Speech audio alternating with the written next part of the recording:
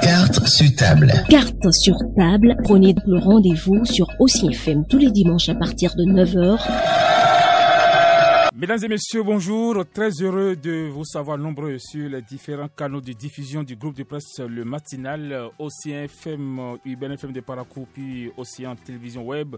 Merci d'avoir fait le bon choix. Voici votre émission sociopolitique dominicale 4 sur table.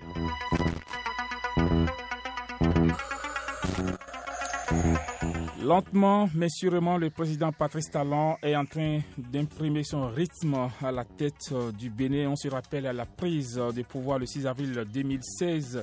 Eh bien voilà, donc un peu plus de 16 mois, le chef de l'État a promis s'attaquer aux problèmes à bras-le-corps et surtout de satisfaire les nombreuses attentes sociales de ses concitoyens.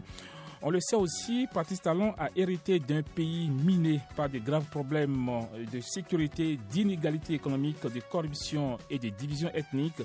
16 mois après, a-t-il pu faire grand-chose? Le chef de l'État qui a reçu justement hier le soutien, bien sûr, donc soutien de la coalition Bénin en route qui a vu le jour donc hier. Eh bien, M. Jean-Claude Nyonofou, membre du bureau politique, est l'invité de cette émission 4 sur table, le 32e de l'année 2017. Avec lui, nous passerons donc au pays fin.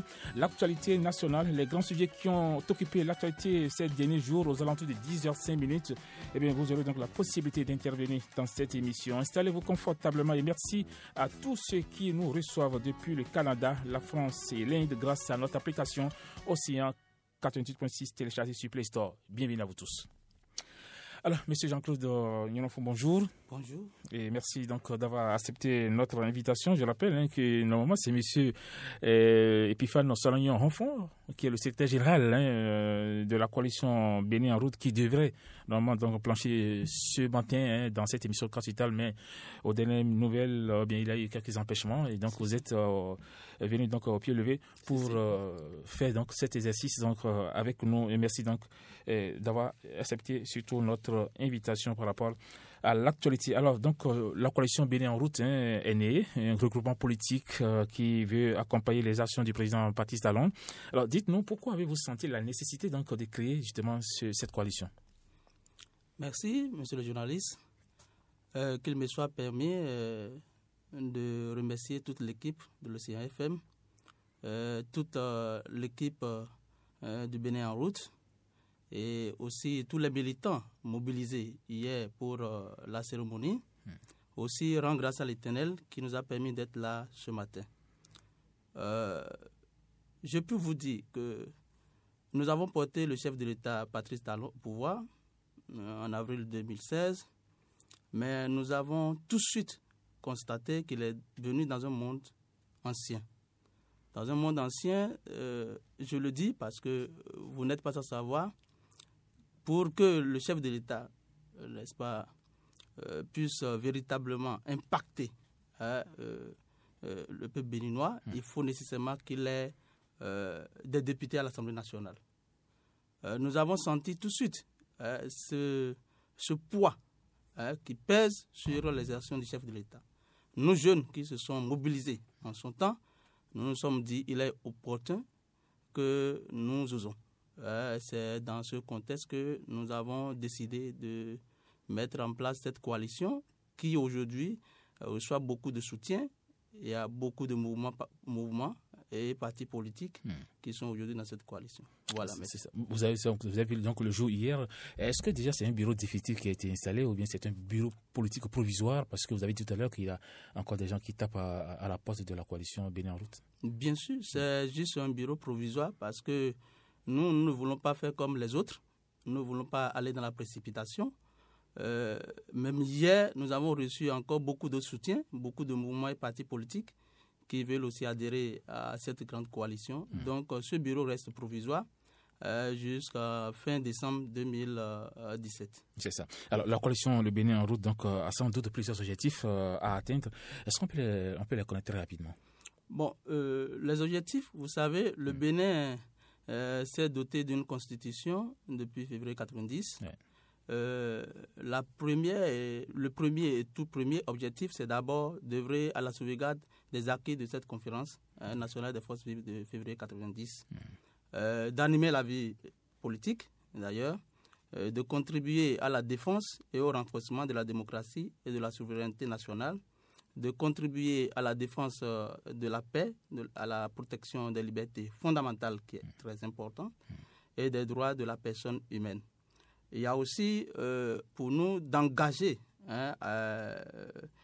des initiatives au regroupement des partis politiques afin que nous arrivons dans un processus d'unification de toutes les organisations qui insuffle à tous et à chacun, militants et dirigeants, le sentiment d'appartenance à un seul et même ensemble politique et déboucher à terme sur la constitution d'une force politique puissante, disciplinée et crédible. C'est ça. Nous avons aussi constaté qu'il faut nécessairement œuvrer pour la redistribution équitable de la richesse nationale. Merci. Alors, vous dites que vous voulez rééditer l'espoir de la présidentielle de 2016 lors des prochaines élections électorales, à commencer justement par les législatives. Alors, vous comptez justement sur quoi aujourd'hui donc, pour gagner ces élections? La première des choses, c'est tout le peuple béninois, la jeunesse béninoise, qui s'est mobilisée et qui a montré en face du monde que nous pouvons oser et nous pouvons faire mieux. Et en soutenant le chef de l'État, Patrice Talon, et qu'il a effectivement amené au pouvoir.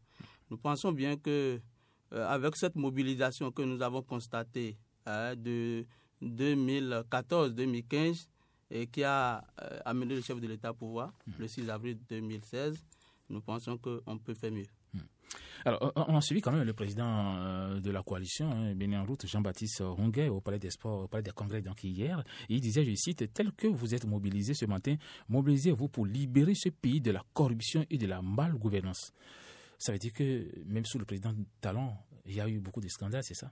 Il y a eu beaucoup de corruption, on a vu un peu tout ce qui se passe depuis 16 mois. Ça veut dire qu'il a touché du doigt un peu les mots qui minent aujourd'hui donc le pays, c'est ça. Vous savez, je l'ai dit tantôt, le chef de l'État, Patrice Talon, est venu dans un monde vieux. Les gangrènes qui minent ce monde, on ne peut pas un jour seulement vider tout ça. Il faut du temps. Il faut du temps. Et c'est de cela que le président Ronguet fait allusion en disant que il y a la corruption, il y a tout ce que vous savez. Il est important. Oui. Il est important. C'est plus qu'un devoir de conscience. D'abord, pour tous nos cadres aujourd'hui de l'administration publique, de se corriger. Parce que ce qui se passe, c'est triste. Oui. C'est vraiment triste. Et nous pensons faire mieux. Nous pensons apporter notre pied. Merci. Vous parlez également de remobilisation donc, autour du président Patrice Talon. Avez-vous senti une certaine colère, une certaine désaffection donc, des premiers soutiens du chef de l'État? Parce que ça fait 16 mois, il y a des gens qui attendent encore à la porte, qui disent mais on n'a pas encore eu un petit boulot pour quand même faire plaisir à nos familles qui nous ont vus derrière le chef de l'État. Est-ce que, quand vous parlez de remobilisation donc, autour du président Patrice Talon, vous avez senti sans doute qu'il y a certaines personnes qui ne sont pas du tout d'accord avec ce qui se passe actuellement? Non, évidemment. Vous savez, aujourd'hui, je me suis entretenu avec certains. Je leur ai dit, mais vous savez, la politique, après tout, c'est d'abord un jeu d'intelligence, de ruse. Aujourd'hui, le chef de l'État a besoin, n'est-ce pas, des députés à l'Assemblée nationale. Parce que sans l'aval de ces derniers, il ne pourra pas faire grand-chose. Il faut les moyens pour travailler. Mais lorsqu'il est venu dans ce monde vieux, mais comprenez-le. Il faut que nous ne disons pas, on l'a amené au pouvoir, on va le relâcher. On doit faire en sorte pour lui donner tous les moyens avant de le juger. C'est d'ailleurs, notre objectif, c'est d'ailleurs l'objectif central. Il faut apporter plus de députés à l'Assemblée pour le président Patrice Talon, pour que ce rêve dont tout le peuple béninois est en train d'espérer soit une réalité. Voilà. On sait aussi, M. Jean-Claude Nyolonfon, que la jeunesse s'intéresse peu à la politique. Mais c'est vrai qu'elle a rarement été aussi engagée. Alors, depuis un moment, il y a un regain d'intérêt des jeunes donc, pour la politique. Qu'est-ce qui vous amène justement à briser cette glace-là? Parce qu'avant, on avait laissé tellement le champ libre donc, aux anciens. Aujourd'hui, on a vu que les jeunes se sont levés pour dire maintenant, nous allons prendre notre part de responsabilité. Est-ce que c'est une autre révolution qui s'installe dans notre pays? C'est une révolution intelligente. Une révolution intelligente. Aujourd'hui, lorsque vous allez dans des foyers aujourd'hui, il y a des maîtrisards, des docteurs, des cadres émérites qui sont à la maison. C'est ça. Après 30 ans d'investissement sur un enfant, nous constatons que ces enfants sont encore à la charge des parents. On ne peut pas continuer. J'ai dit ceci. Oui. Personne ne viendra faire votre bonheur à votre place. La jeunesse béninoise aujourd'hui a compris. Oui. On doit s'imposer dans l'arène politique nationale pour imposer aussi, effectivement, tout ce qu'on doit soutenir pour que ce problème de chômage qui ne fait que gringoler diminue. Si nous ne sommes pas dans les organes de décision, mais les anciens, je ne voudrais pas trop dire les vieux, mais les anciens, ils penseront toujours que tout va mieux. Mais lorsque vous êtes là, vous parlez, ils vont dire, attention, allez doucement. Donc c'est pour ça qu'il y a cette mobilisation et vraiment cette volonté, cette détermination de la jeunesse béninoise aujourd'hui. On connaît aussi, également aussi les égos. Voilà le piège de toute coalition. Vous le savez mieux que moi, M. Jean-Claude Nyolonfon. Au lieu de parler d'une seule voix, au lieu de partager la même vision, alors chaque camp, pour ne pas dire que chaque entité politique se réveille et défend son existence. Alors qu'est-ce qui est fait justement pour ne pas être victime de ces égos des uns des autres au sein de la coalition, lorsqu'on sait que tout le monde vient être peut-être tête de liste, tout le monde vient être au devant de l'actualité, montrer au chef de l'État, c'est moi, le moi là qui vient en nous. Est-ce que vous y pensez? Si, parce que vous allez voir dans les objectifs que j'avais cités tantôt, que nous avons parlé du sentiment d'appartenance à un groupe. C'est ça. Ce sentiment doit nous permettre de s'oublier pour le Bénin et de s'oublier pour nos enfants, nos petits-enfants et pour l'avenir de ce pays. Vous m'avez posé une question, si le bureau c'est un bureau définitif. Je lui ai dit non, que c'est provisoire. Nous ne pouvons plus faire comme avant. Donc déjà, vous allez voir que nous sommes en train de prendre des dispositions pour que cette guerre qui souvent se dégénère et qui casse les groupes n'arrive pas dans la coalition Bénin en route. C'est ça. C'est vrai qu'on connaît, il faut le reconnaître, les querelles continuelles des acteurs politiques, traduites par des divisions internes au niveau donc des regroupements politiques. Est-ce que vous avez le soutien du chef de l'État? Est-ce qu'il est au courant de tout ce que vous faites là? Et quelle est sa bénédiction? Est-ce qu'il vous a donné une bénédiction avant les assises d'hier? Si nous restons dans cette dynamique, nous n'allons pas mieux faire. C'est ça. Le chef de l'État a beaucoup de choses à faire. C'est à nous de lui montrer que le Bénin aussi est important pour nous. Ce n'est pas le chef de l'État qui va nous dire « mobilisez-vous, soutenez-moi ». Non. Tout Béninois doit savoir aujourd'hui que le Bénin nous appartient et on doit laisser un héritage sain à nos enfants. Donc le chef de l'État, si vous faites mieux et que le chef de l'État voit que vraiment ceux-là, ils sont en train de m'accompagner effectivement dans ma vision, c'est bon. Et c'est bon pour c'est bon pour le président, c'est bon pour le Bénin, c'est bon pour tout le monde. C'est ça. C'est ça. Avec la crise persistante qui s'écoule, les alliances, Patrice Talon récila-t-il là où l'UBF du président Mathieu Kérékou ou FCBN du président Yahi ont échoué? Est-ce que vous avez pensé également à ces anciennes alliances là, qui ont échoué, ça il ne faut pas se le cacher, avec l'UBF qui a vu le jour il y a des années, et l'FCB qui aujourd'hui se bat comme du beau diable pour exister encore? Est-ce que vous y pensez? Parce que c'est des choses qui peuvent arriver aussi. Oui, merci. la question de tout à l'heure rejoint un peu ce que vous venez de, la question que vous venez de poser encore. Lorsque vous faites une coalition ou bien un regroupement pour dire nous soutenons un chef de l'État et que c'est le chef de l'État qui doit donner sa caution et c'est lui, et que ce n'est pas le Bénin, ça, on arrive toujours à ces résultats. C'est ça. Ce n'est pas la personne de Patrice Talon qu'il faut voir. D'abord, en premier lieu, il faut voir d'abord le Bénin. Et c'est ce qui est arrivé aux autres regroupements dont vous avez parlé tantôt. Quelle serait donc la contribution de la coalition dans le programme d'action du gouvernement, le PAG? Vous savez, c'est aujourd'hui pratiquement la seule chose qui occupe le Bénin tout entier. Tous les ministres descendent sur le terrain, les directeurs généraux. Qu'est-ce que vous, à votre niveau, vous faites justement pour accompagner les actions du chef de l'État, surtout le programme d'action du gouvernement? Le programme d'action du gouvernement actuel, c'est un programme ambitieux. Ambitieux qui regorge tellement de projets, 45 projets phares, 95 projets sectoriels et 19 réformes institutionnelles. C'est important pour le Bénin. Nous, à notre niveau, ce n'est pas le fait de descendre, de faire de tapage. Nous ne sommes pas dans cette logique. Je ne dis pas que tout ce qui se fait aujourd'hui, c'est du tapage, non. Mais la communication, effectivement, est aussi importante. Et ce qui se passe aujourd'hui à la base, lorsque vous êtes à la base, moi, je suis un élu à la base. Ce que nous entendons à la base, c'est par là que nous on va commencer. Sensibiliser nos mamans qui sont à tout moment intoxiqués. Ils sont sceptiques par rapport à ce PAG-là. Qu'est-ce que vous attendez concrètement à la base? Dites-le nous.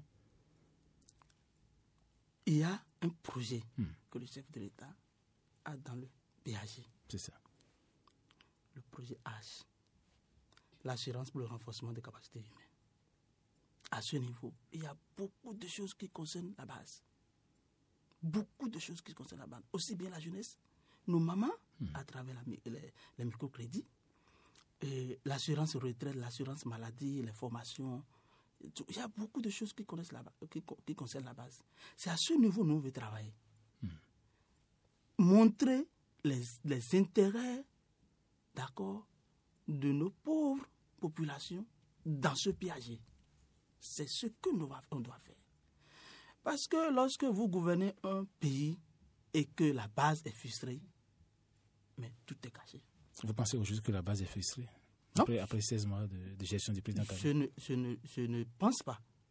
Parce qu'il y a des intoxications qui font que nous avons l'intention, parce que nous suivons sur vos antennes, les gens disent, les gens sont frustrés et tout, etc. Non. Permettons au chef de l'État de développer cette stratégie. Ne soyons pas des obstacles, d'accord, à la mise en œuvre de cette stratégie. Travaillons nous-mêmes. Même, je dis, après les élections, là, normalement, tout le monde doit se mobiliser pour le développement de ce pays, opposants comme mouvanciers. C'est ça. Mais ce que nous constatons, comment nous allons faire pour arriérer le pays, c'est ça le plus important. Aujourd'hui, nous, notre travail, c'est ce que je vous dis. On doit travailler avec la base, les impliquer dans la mise en œuvre de ce PAG. Et quels sont les moyens dont vous disposez, les moyens financiers? Est-ce que vous, qui êtes jeune, comment ça se passe?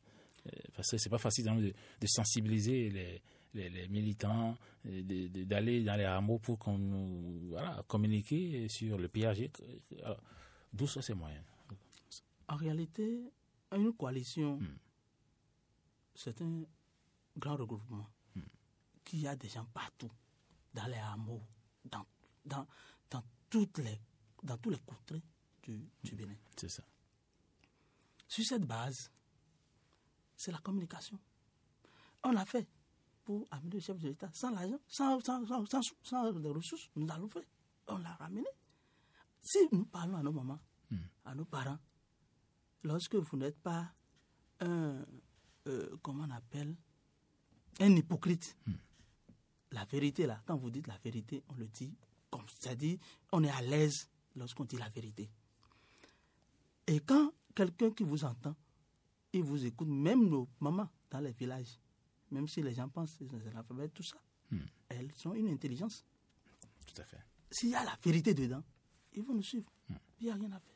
Vous parlez d'intoxication, on sait que l'opposition commence à sortir le nez de la fenêtre, et même si le manque de leaders est catalyseur et rassembleur pour faire face au pouvoir en place, on sent quand même le réveil de quelques chefs de partis politiques. Le FCB n'hésite même pas à tirer à boulet rouge sur les actions du chef de l'État.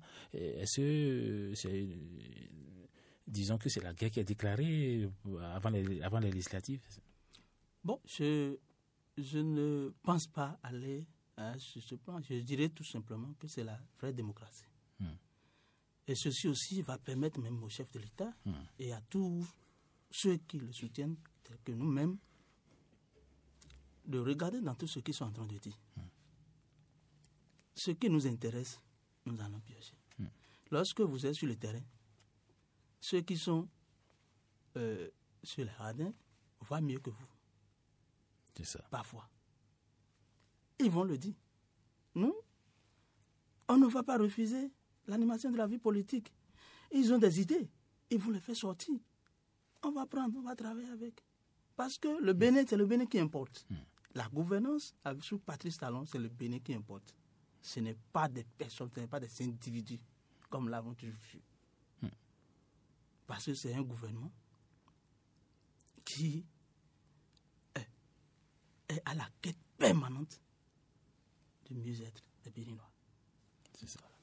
Oui, vous êtes jeune, la coalition, on a vu, la plupart sont des jeunes à 80% pratiquement. Est-ce que dans le PAG, est-ce que vous avez senti quand même qu'il y a des lignes qui sont réservées à la jeunesse béninoise, monsieur Jean-Claude Nyenofou? Ah, bien sûr. Mais la jeunesse, qu'est-ce qui est important pour nous aujourd'hui? C'est la prise en compte de nos attentes. Mais il y a beaucoup qui sont au chômage actuellement. Si, c'est normal. Ce n'est pas sous Patrice Talon qu'il y avait le chômage galopant. Mais on a parlé de 100 000 emplois par an. Si nous sommes déjà à près de 2 ans, normalement, on devait avoir 200 000 emplois. Mais qui vous dit aujourd'hui que on n'a pas d'emploi? Les concours qui sont organisés. Est-ce qu'on n'a jamais vu dans ce pays, on organise des concours en 2 semaines, tout ça, on a des résultats? C'est pour aller vite, plus vite. Et dans la sérénité, et dans, comment on appelle, la transparence. Lorsque vous prenez le projet H, nous attendons à 300 et quelques milliards d'investissements qui donnent déjà plus de 2000 emplois directs. Je ne parle pas des emplois indirects. Donc imaginez, lorsque nous prenons ça et que vous multipliez même par 4, nous sommes déjà à 8000 emplois pour le projet H. Ce projet va démarrer bientôt. Le mois de septembre, ça va démarrer. Ah bon. On ne peut pas faire des choses dans la précipitation. C'est ça que nous avons toujours fait dans ce pays. Les choses sont allées à l'eau. C'est important que le chef de l'État prenne toutes les discussions possibles avant de lancer ces choses. Permettons-lui de... Il est venu dans un monde vieux. Il ne peut pas naviguer comme ça. Lorsque vous voyez des piscines, on vous amène, et que vous ne savez pas qu'il y a des piscines d'1 mètre et quelques, et 2 mètres, 3 mètres. Vous rentrez, vous ne savez pas nager, vous rentrez dans une de 3 mètres. Mais vous allez pouvoir plonger. C'est ça. C'est important. Oui, c'est important. C'est vrai que les oppositions au pouvoir du président Talon étant extrêmement morcelées, les FCB font de la résistance, mais restent, il faut le reconnaître, affaiblis et profondément divisés ces derniers jours. Alors, des personnalités et chefs des partis politiques ont claqué donc la porte de l'opposition pour se retrouver dans la mouvance présidentielle. On a vu Valentin Didi Foudé, Barthélémy Kassa, André Okolola, Christelle Rondolongbo et j'en oublie, qui ont décidé d'accompagner les actions du chef de l'État. Alors, c'est suspect ou bien c'est légitime selon vous? Je pense que si véritablement ils ont vu que la vision du chef de l'État, effectivement, après leur analyse, ils ont vu que c'est la meilleure et qu'ils viennent. Non, on ne peut pas dire que c'est suspect. Parce qu'on peut se repentir à tout moment. Dieu même l'a dit. Quand la personne voit que aujourd'hui, si je vous suis contre vous, je suis le journaliste, sur un point donné, et je vois que, mon frère, sur ce point-là, on s'entend, je peux être avec vous. C'est légitime. Pour vous, c'est légitime. C'est légitime. À travers certaines conditions, je dirais que c'est légitime. Oui. Voilà, nous allons aborder d'autres sujets d'actualité très rapidement avant de revenir peut-être à la fin sur votre coalition Bénin en route. Vous savez que le régime du nouveau départ a enregistré quelques passations de marché gré à gré. Le chef de l'État a été obligé de taper des points sur la table. Dans une lettre datée du 3 août dernier adressée au ministre des Finances et de l'Économie, Patrice Talon a reconnu qu'il y a des marchés qui sont conclus par mode de gré à gré au sein de certains ministères ainsi que d'organismes qui leur sont rattachés. Alors, vous reconnaissez, M. Jean-Claude Yenofon, que depuis 15 mois, les ministères en faisaient un peu trop, c'est ça? Vous savez, si le chef de l'État estime qu'il faut revoir les choses, qu'il faut mieux les organiser, on n'a pas de questions à se poser. Laissons-le voir mieux pour donner son OK. Oui, son OK. Il y a eu quand même des marchés gré depuis 16 mois. Des gros marchés quand même. Pourquoi subitement? Parce que beaucoup disent, quand même, d'aucuns disent que la décision ou le courrier du chef de l'État est venu un peu tard. Est-ce que c'est 16 mois après, c'est venu un peu tard comme les gens le disent? Bon, c'est ce que la plupart de nos compatriotes ont l'habitude de dire.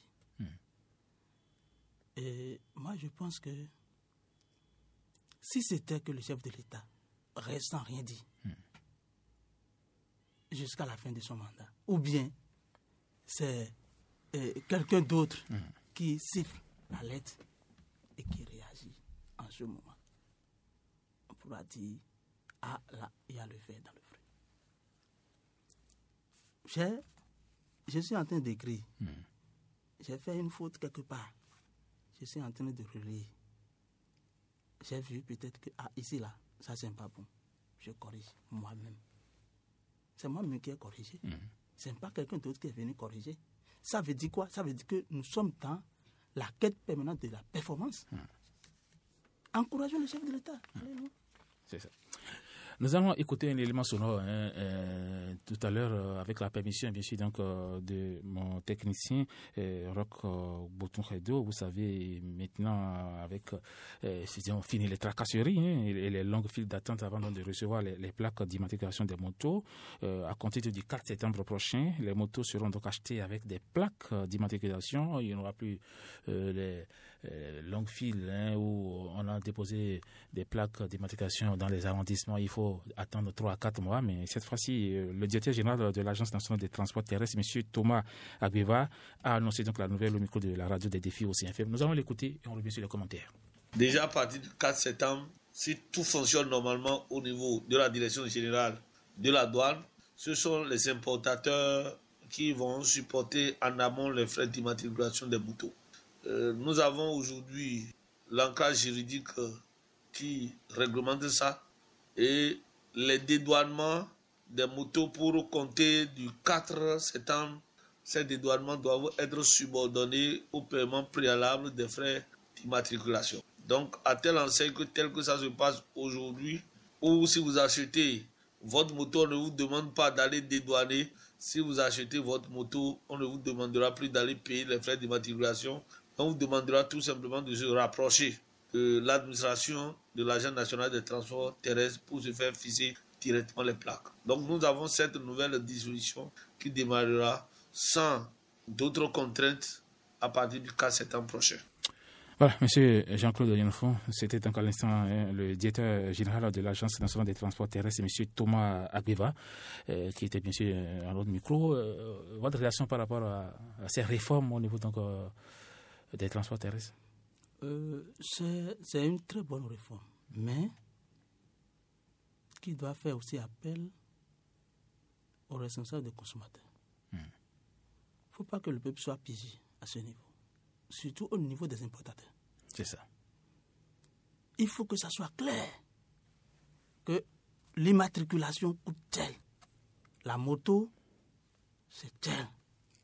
Nous savons comment ça se passe. La moto est à 200 000. L'immatriculation est à 20 000 francs. Oui.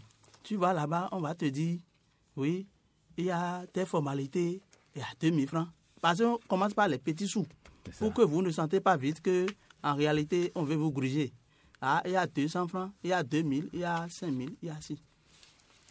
Je souhaiterais que nos responsables de l'association des consommateurs du Bénin soient plus éveillés sur cette question. Sinon, je n'ai pas grand-chose à dire par rapport à ça.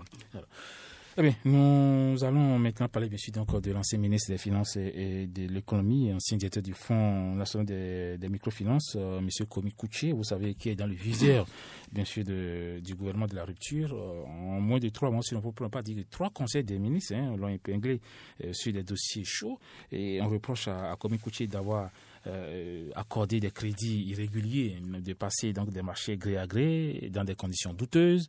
Alors, les rapports des audits de la Sonapra et de la Ségib l'ont également épinglé. Tout cela pour un seul homme. Votre réaction? Je dirais que c'est une affaire de responsabilité. Si le ministre Komikuchi décède, il revient au ministre, n'est-ce pas, de se justifier. Et nous l'avions dit, dans ce pays, on ne peut pas continuer avec l'impunité. Si un audit révèle certaines irrégularités, il revient en réalité à celui ou celle qui était responsable ou qui était responsable en ce moment précis de justifier. Bon, ce n'est pas encore la guerre.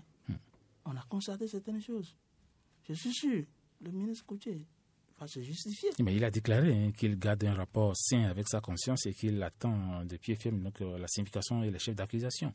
Ça veut dire que lui-même se dit, je suis blanc comme neige, voilà, et j'attends tranquillement donc, le chef d'accusation. Bon, c'est de bonne guerre. Bon, je souhaiterais que quand les choses... Parce que lorsque il y a un petit... Il y a beaucoup d'innocents, par exemple, qu'on peut accuser. Et à un moment donné, ils se justifient. Et la guerre, on arrête là. Ce n'est pas parce qu'aujourd'hui, un ministre, un ancien ministre, on l'indexe dans un dossier, que déjà c'est la guerre. Non, non, non. En fait, nous sommes tous engagés pour dire nous voulons arrêter un peu l'impunité. C'est vrai que nous ne pouvons pas complètement se dire oui, la corruption, on a terminé avec ça aujourd'hui. Mais si nous voulons démarrer quelque chose, s'il y a des choses, il faut que ce n'est pas avec je suis pied de guerre, tout ça. Non, non, non. Allons-y. Les tests sont là. Les tests protègent, nous protègent. Et protègent aussi bien celui qui est en face de nous. C'est à nous de se justifier. C'est tout. Moi, je ne pense pas qu'il y a déjà péril en demeure, il y a la guerre. Non, je ne crois pas. Oui, même si c'est devant la justice, il va se justifier. Parce que d'aucuns pensent qu'il s'agit d'une chasse aux sorciers ou d'un règlement de compte. Les Béninois se défoulent sur les réseaux sociaux, chacun avec ses arguments. C'est ça aussi le pays, et surtout les réseaux sociaux. Vous connaissez mieux que moi, M. Jean-Claude Djenofon, les réseaux sociaux. Si. Mais lorsqu'il s'agit des choses sérieuses, on doit pouvoir en faire, parce que les réseaux sociaux, nous savons aujourd'hui tout ce qui se passe. Tout ce qui se passe. Ceci, c'est des choses sérieuses et il faut que la justice ou les gens habilités fassent leur travail. C'est ça. Alors, nous allons très rapidement aller donc à la mairie de Cotonou. Vous savez, après 14 ans de règne sans partage sur la capitale économique de la famille Soglo, les Cotonous veulent tourner la page et un nouveau maire sera donc élu dans les tout prochains jours après la révocation de l'ère de Soglo. Là, les jeux semblent plus ouverts. Alors, qui, selon vous, est l'homme de la situation et sinon l'homme capable donc, de rassembler toutes les forces du conseil municipal de Cotonou? Bon, à ce niveau, ça serait un peu difficile. Vous savez, la politique, c'est un jeu de ruse et d'intelligence. Aujourd'hui, moi, je peux dire que c'est X, mais demain, ça serait peut-être Y. Donc, sur ça, je pense que les concessions, dans les jours à venir, pourront nous édifier. Mais après ça, le contexte politique a changé quand même. Le départ de Léali Bidon-Soglo a créé quand même des soucis au sein de la majorité RB qui est aujourd'hui flottante. Il y a également le départ aussi du gouvernement du ministre candidat Zenaï qui a créé quand même également un électrochoc au sein de l'Union fait la nation.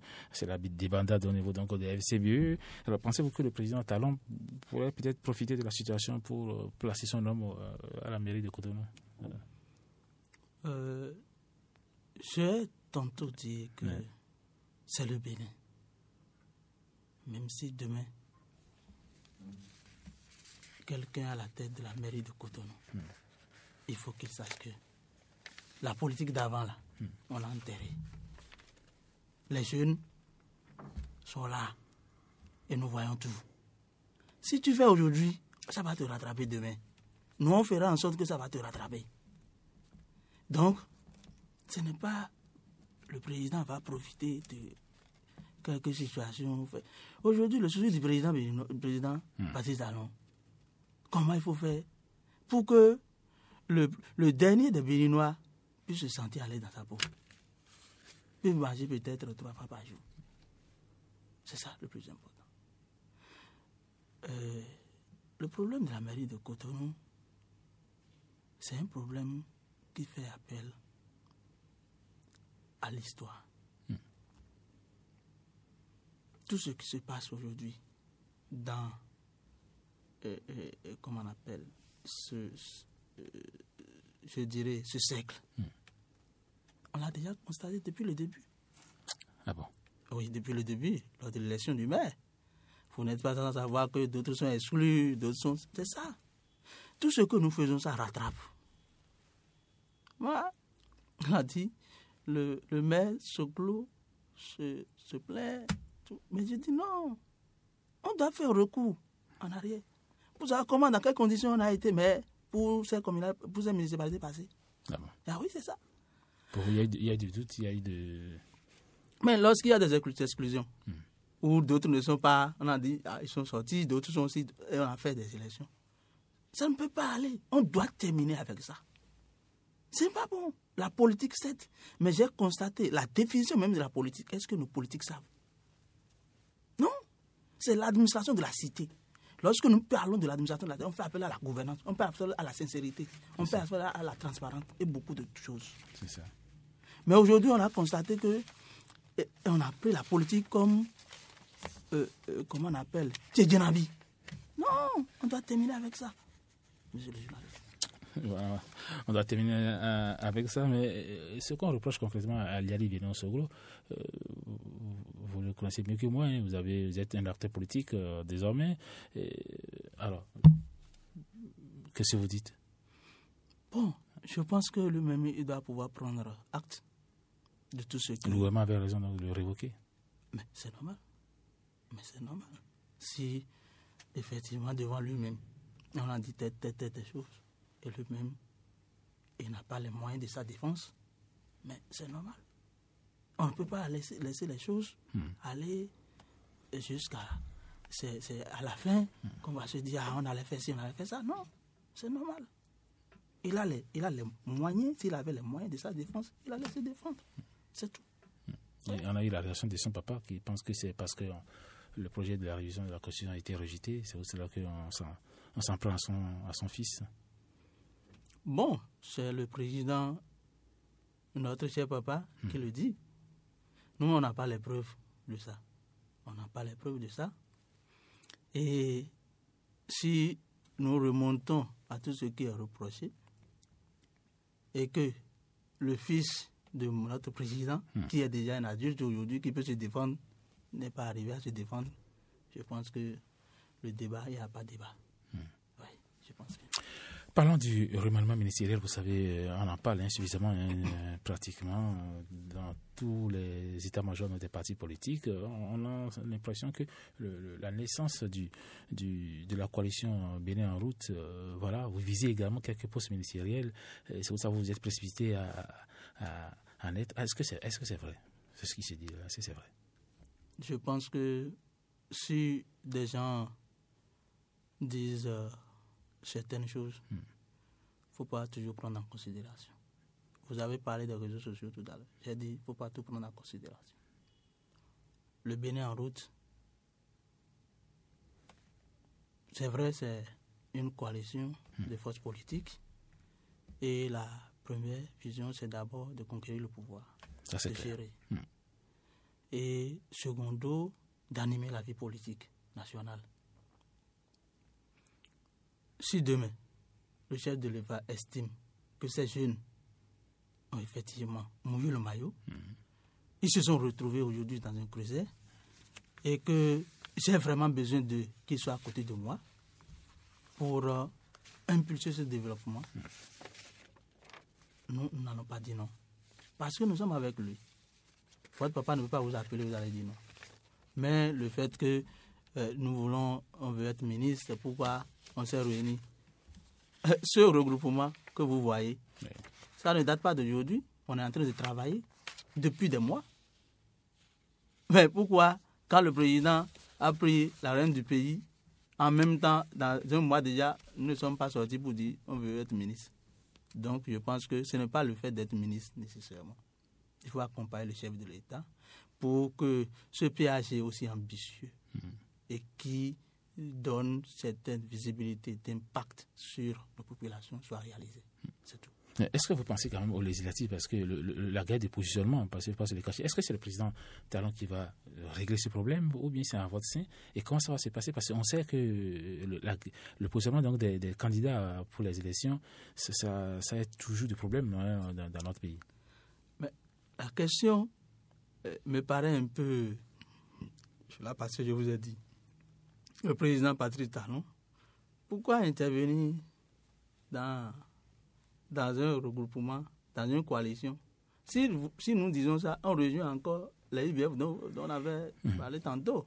Non, c'est nous-mêmes. Donc, le président Patrice Talon n'a rien à faire. Non, mais il peut nous donner des conseils. Nous sommes avec lui. On peut solliciter les conseils de notre papa. Mais même pas pour imposer des gens. Est-ce que vous pouvez résister devant lui? Non. Vous savez, le chef de l'État n'est pas de cette nature. Le président Patrice Talon. Mais si le président Talon dit aujourd'hui, je vais positionner tel point, est-ce que vous, Jean-Claude Nyolonfo, vous avez la capacité, vous avez de dire non au président Patrice Talon? Monsieur le président Patrice Talon n'est pas un homme de cette nature. Si, par exemple, nous avons des chances, parce que ça va s'imposer à nous-mêmes, dans telle zone-là, c'est tel mouvement et parti politique qui est dans cette zone, qui est connu. C'est ce mouvement qui défend les intérêts en réalité de ce peuple.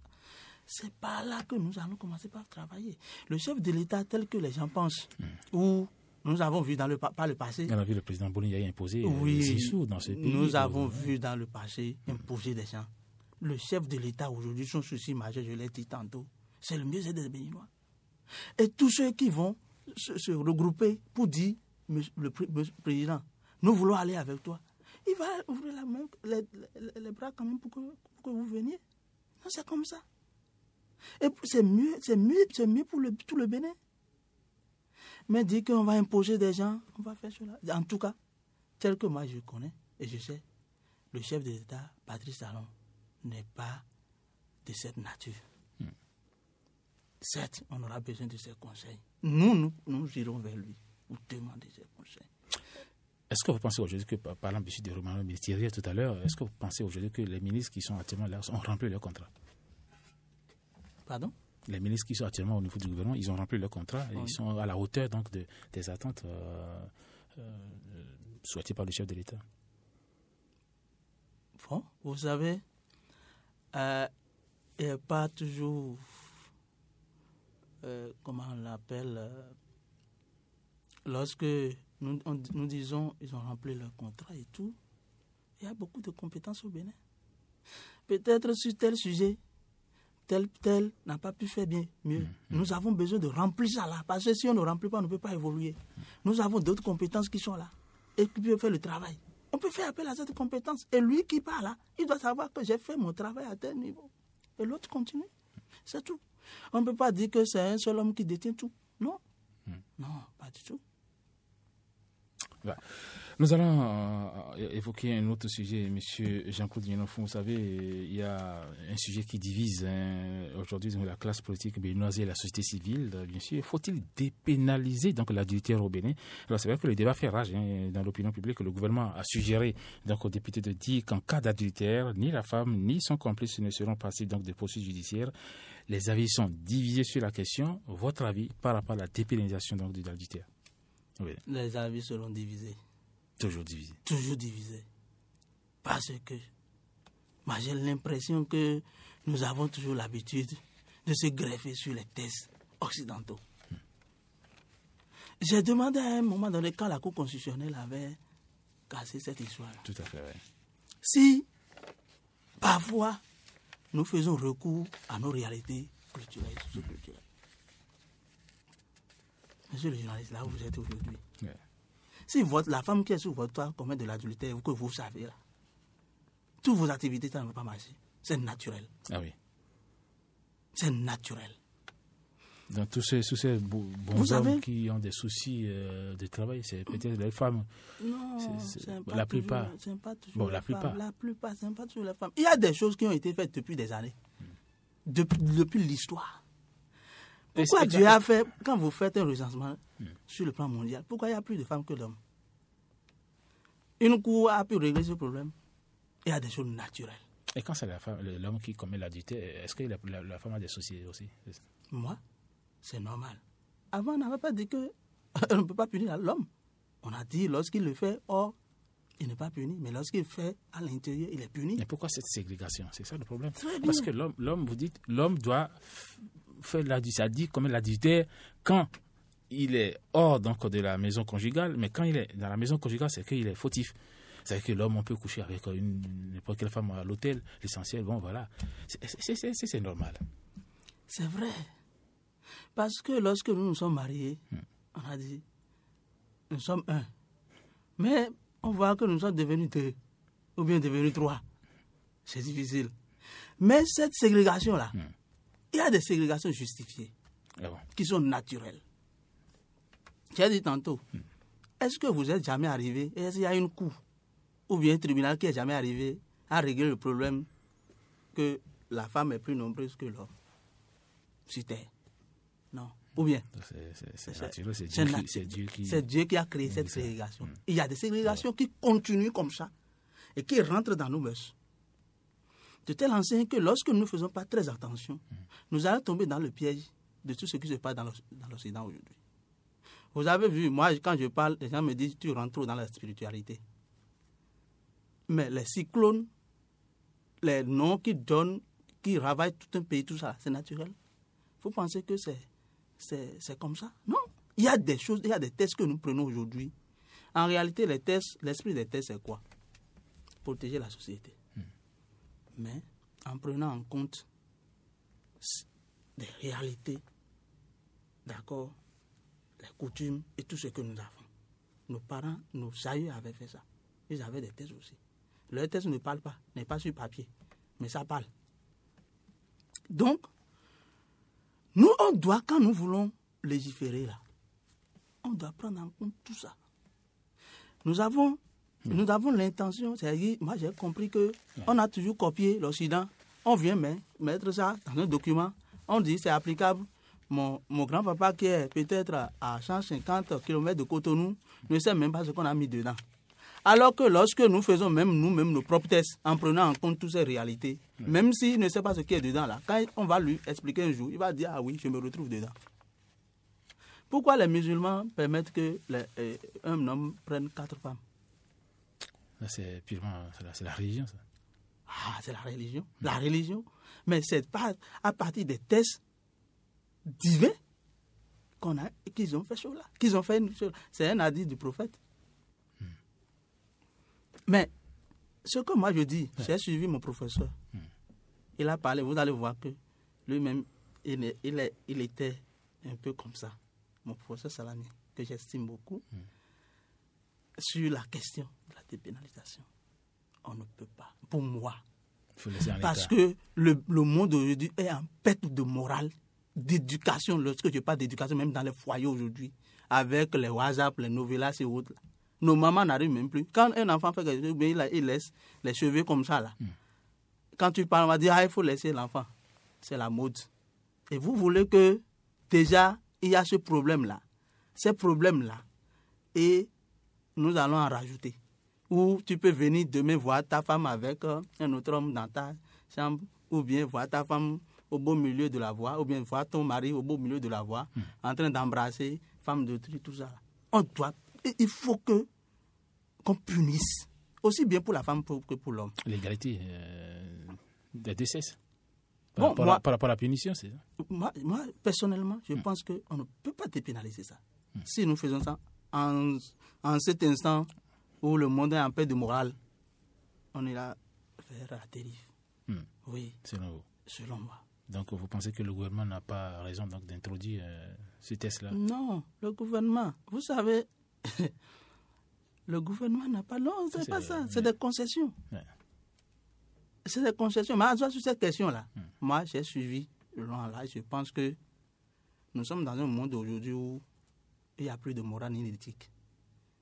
Que nous sommes en train de corriger par tous les moyens. C'est pas la démission des parents et également aussi le fait que les parents sont sollicités pratiquement toute la journée donc, au boulot et on laisse les enfants à la maison sur, comme vous l'avez si bien dit, hein, les séries, les films, novelas et autres. Ça fait qu'aujourd'hui, les enfants sont pratiquement laissés à eux-mêmes. Moi, je pense que tout ce qui se passe, c'est l'Occident. Il y a des pays où vous ne verrez pas un enfant en train de suivre la pornographie. C'est codé. Ou soit c'est purement au beau milieu de la nuit que les gens peuvent regarder. Vous parlez des pays du Golfe. D'accord.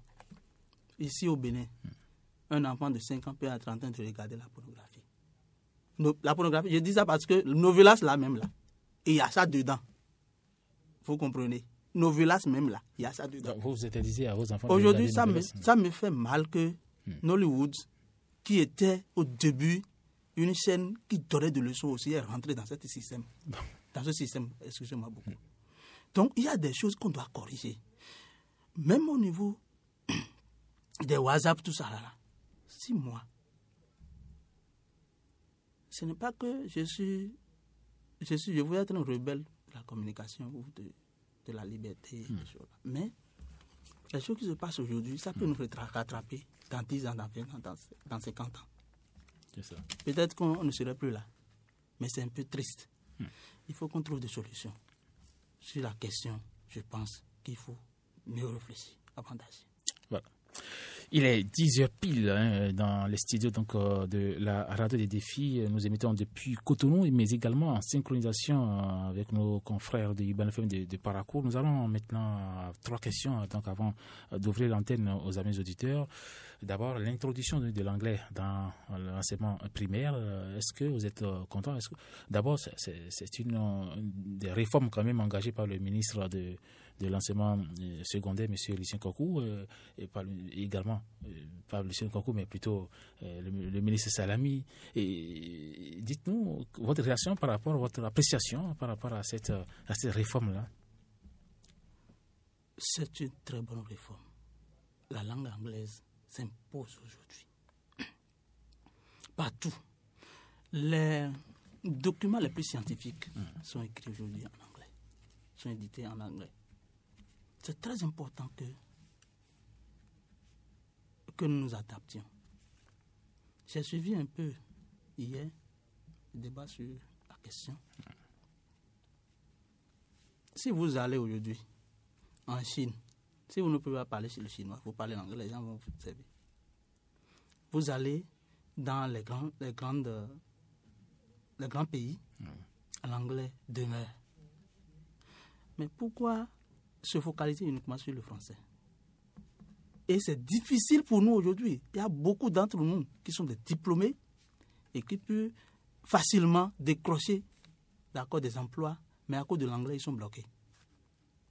Non, ils sont bloqués. Vous ne pouvez pas rentrer aujourd'hui peut-être dans une organisation internationale telle que l'ONU, pour l'ONU et les démembrements, tout ça là, sans que vous n'ayez au moins un peu la notion de l'anglais, de la langue anglaise. Donc, en réalité, c'est justifié. C'est justifié, mais il faut aller doucement.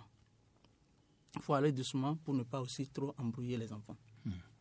Donc, moi, je donne ma caution. Alors, qu'est-ce que le président... Ça fait 16 mois que le chef de l'État est à la tête du pays. Qu'est-ce qui a fait de mal, selon vous, depuis 16 mois, dites-le-nous. Là, monsieur Leclerc.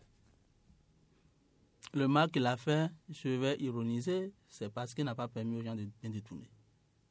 Pour que l'agence circule tel que nous voulons. Il n'a commis aucune erreur politique. Nous l'allons... Il est à 100%, il est clean, c'est ça? Non, les erreurs politiques n'en manquent pas. Les erreurs politiques n'en manquent pas. Moi, j'ai dit qu'il y a beaucoup de problèmes quand ils sont tous restés ensemble. Après tout ça, il y avait assez de problèmes. Peut-être qu'on aurait mieux géré. Mais sachez que lorsque vous êtes chef de collectivité, il y a beaucoup d'autres dignitaires qui vous entourent. Et il faut prendre en compte tout le monde. L'homme, la perfection n'est pas de ce monde. Il peut se tromper, parfois. Mais je pense que dans l'ensemble, il n'a pas encore péché. C'est ça. Alors, dernière question donc avant d'ouvrir l'antenne, Roch Boton-Redo, et la situation est un peu confuse actuellement donc à Lomé, pour ne pas dire au Togo. Vous savez, une marche de protestation a été réprimée par les forces de l'ordre, on a enregistré des morts et des blessés.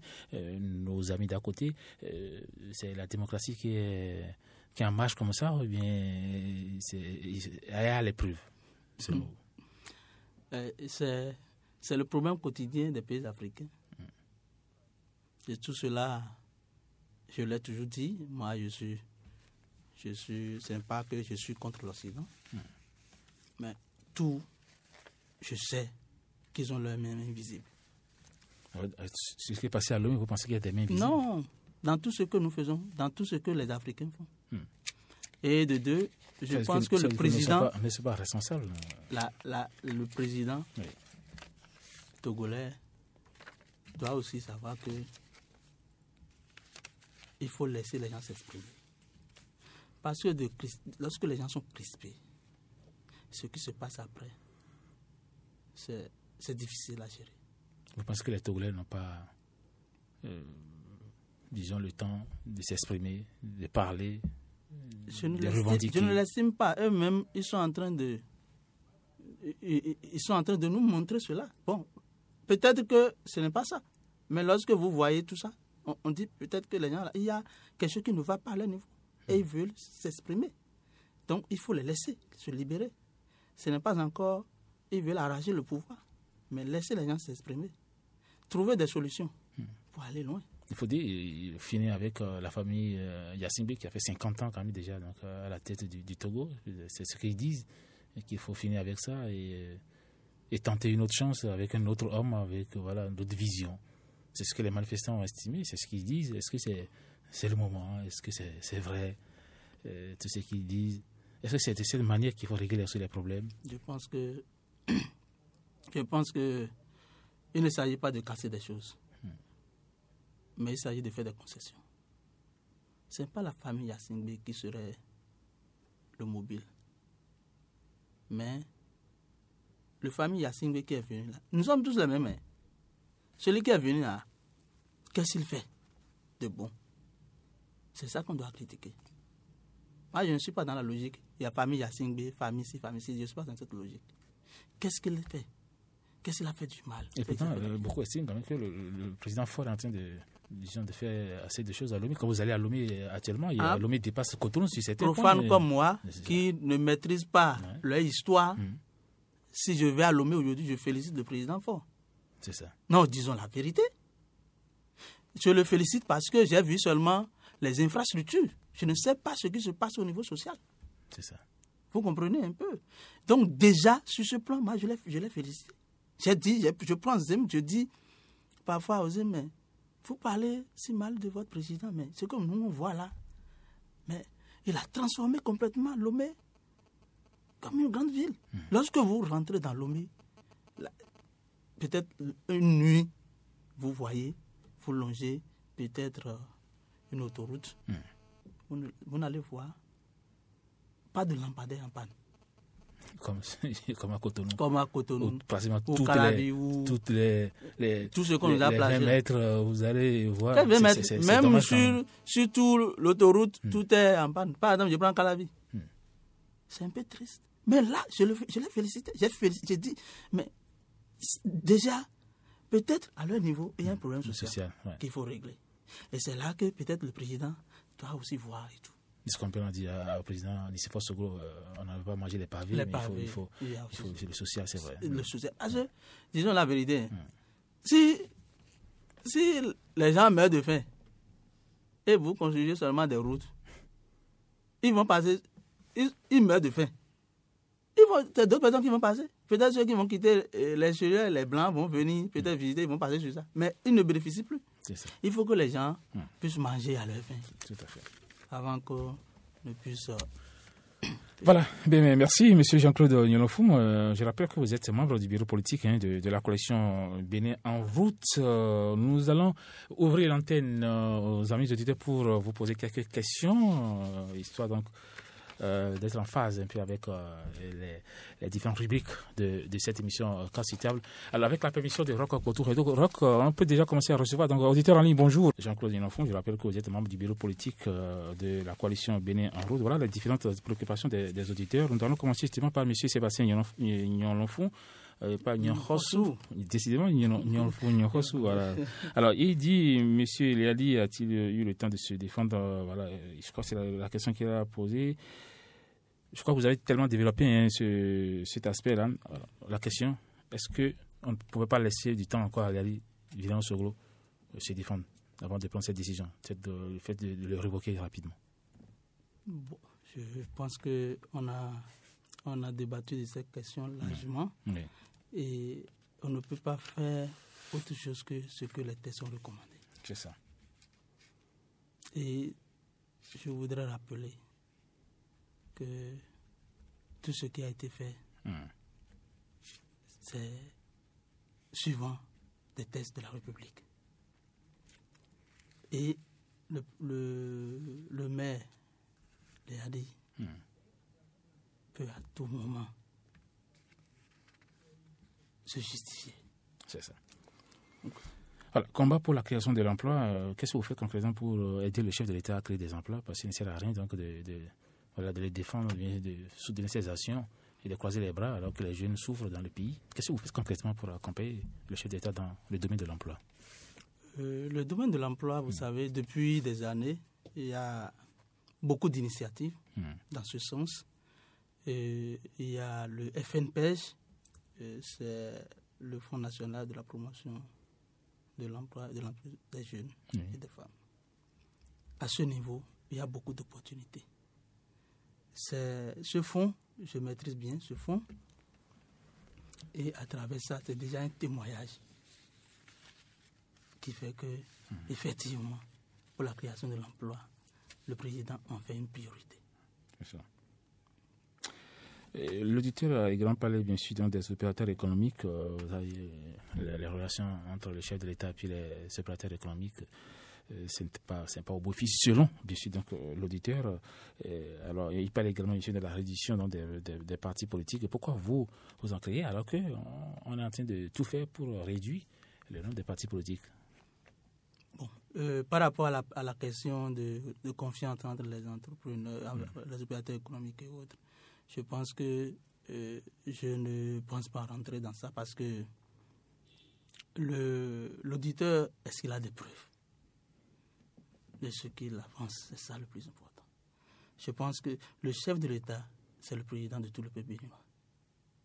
C'est le père de la nation. Il a les bras ouverts. Et tous ceux qui remplissent les conditions pour gagner un marché ou faire cela, ils vont le faire. Les tests sont là. Donc, par rapport à ça. Et on a parlé de la réduction des partis politiques. C'est déjà une initiative. La coalition que Bénin en route, c'est une coalition aujourd'hui qui regorge beaucoup de mouvements politiques et de partis politiques. Donc, c'est déjà bon. C'est un départ. C'est un départ. Okay. Moussa Fataï du Ségbé Nord, remaniement ministériel, reprendre les choses à zéro, rentrée scolaire préfixée par les privés, c'est un peu exagéré. Bon, je crois que là, c'est... Je pense que à ce niveau, nous n'allons pas... Il n'y a pas de remise en cause des activités de l'autre. Il y a une feuille de route. L'État a une continuité. Et l'État a une continuité. Donc, à ce niveau, je voudrais rassurer notre auditeur que le gouvernement du président Patrice Talon travaille bien dans la sérénité. Il n'y a pas de souci à se faire.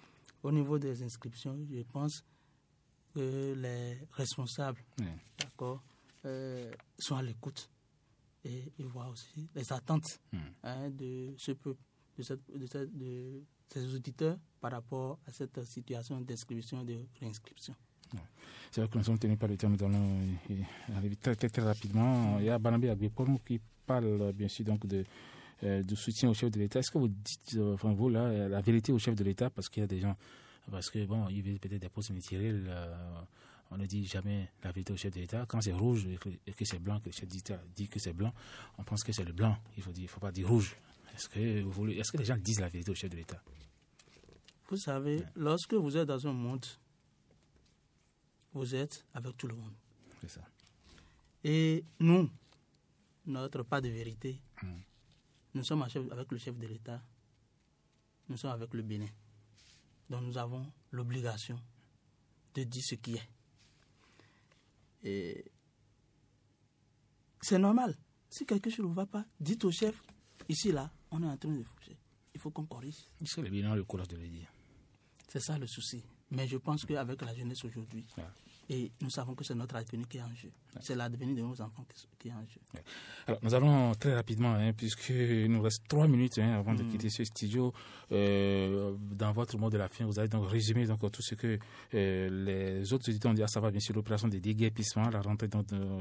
Et on pense que Tobolé est en train de vouloir rentrer également dans les vents pour casser. Il a également la vision du chef de l'État, les jeunes qui sont bloqués à cause des diplômes. Bon, bref, voilà, c'est des contributions en réalité pour certains.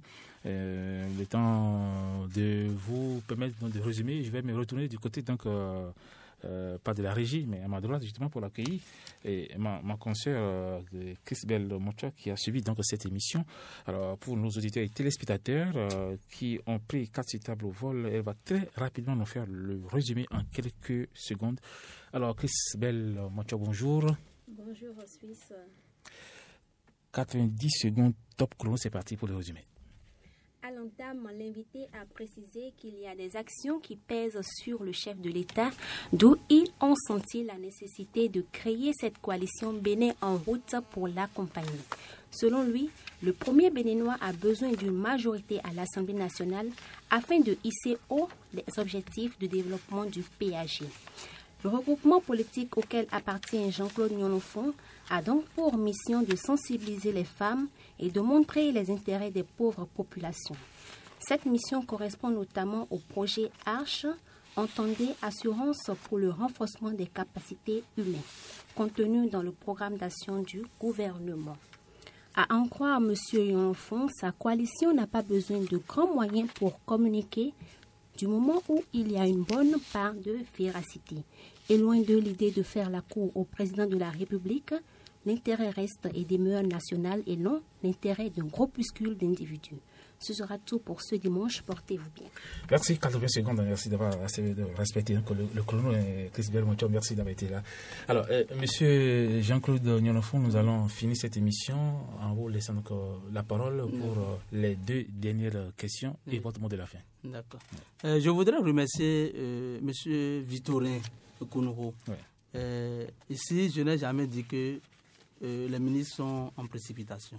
Je voudrais corriger ça. Je voudrais insinuer parce que, par le passé, nous avons toujours fait des choses dans la précipitation. Et c'est pour ça que je dis, la descente des ministres sur le terrain, c'est dans la sérénité. C'est ce que je voudrais faire comprendre. C'est-à-dire, on n'a pas pris les choses comme ce qui se faisait avant. Donc, je voudrais corriger ça.